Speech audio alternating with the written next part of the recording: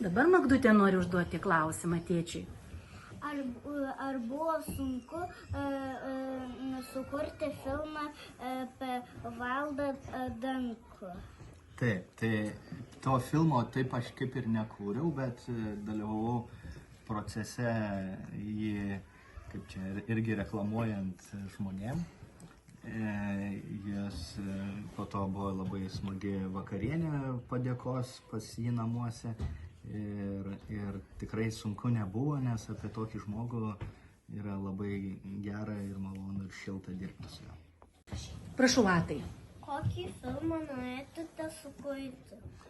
Taip, tai aš dabar filmą, man atrodo, Lietuvai dabar reikia kaip tik tokių patriotinių kino, nes čia dabar, kad kelti Lietuvos žmonių patriotiškumą, tai dabar mes su režisieriumi Emiliu Vėlyviu kuriam filmą apie partizaną Vanagą.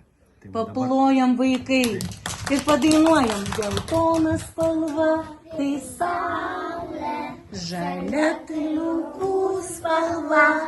Geltona spalva, tai kraujas, kartu jos tai Lietuva. Prašom, Emiliu, užduok tu sugalvotą savo klausimą.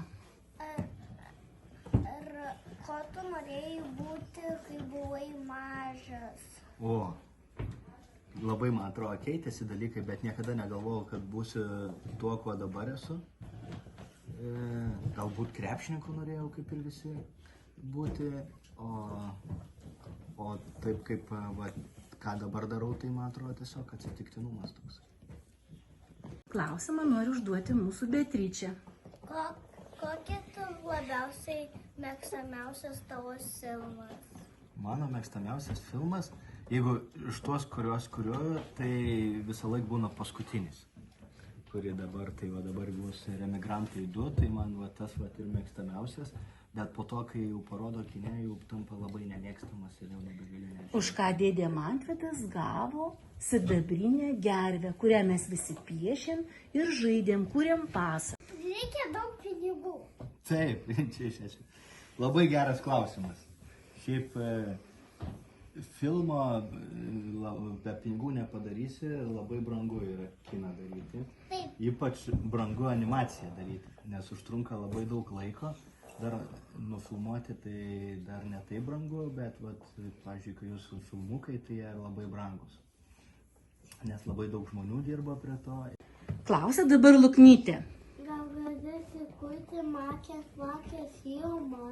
Tai Makės kakės filmas yra jau sukurtas, aš prie jo dirbau kaip reklamos produceris, tai rūpinausi visą reklamą, kaip išreklamuoti ir vis buvo praeitą, kada mes Magdalena buvom. Ir mes visi buvom, taigi mums dovanojo bilietus, mes visi važiavom ir žiūrėjom. Palauk, mažiukas, prašau, Benai, paklausk. Kokį penktadienį filmą žiūrėt? Penktadienio filmą. O žinokit, nežiūriu, aš filmų namuose visiškai, nes jau darbo metu tiek prisižiūriu, kad nebežiūriu, o jeigu ką rodo kino teatruose, tai kino teatruose nueinu pažiūrėti. Klausk, Lonytė. Kad sukurtų filmą Pampašiuko. Taip. Ar galėtumėt sukurti filmą apie pimpačkiukus, tokią svajonę? Aš nedarau tokio holivudinio kino, dirbu čia tik Lietuvoje, tai man būtų sunku sukurti. Ir aš nedirbu prie animacijos. Vieni prodiuseriai, kaip aš, daro animacinius filmukus pimpačkiukų, kiti vaidybinius. Tai aš dirbu prie vaidybinių ir